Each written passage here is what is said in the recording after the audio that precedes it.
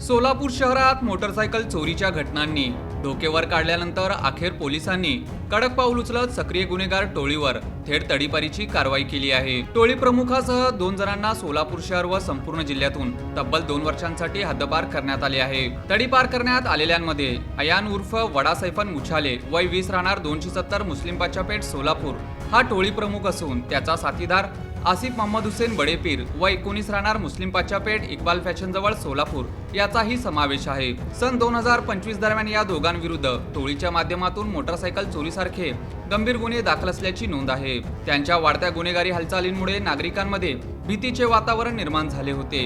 याची गंभीर दखल घेत जेलरोड पोलीस ठाण्याकडून महाराष्ट्र पोलीस अधिनियमन 1951 च्या कलम 55 अन्वये तडीपारचा प्रस्ताव पोलीस उपायुक्त परिमंडल यांच्याकडे सादर करण्यात आला होता।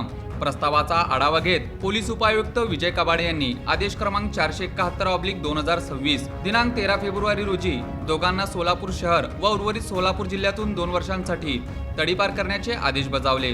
या आदेशाचे उल्लंघन केल्यास कठोर कायदेशीर कारवाईचा इशाराही देण्यात आला आहे। या निर्णायक कारवाईमुळे गुन्हेगारांमध्ये धास्ती निर्माण झाली असून सोलापूर शहरात कायदा व सुव्यवस्था अबाधित राखण्यासाठी पोलीस प्रशासन सज्ज असल्याचा स्पष्ट संदेश दिला गेला आहे।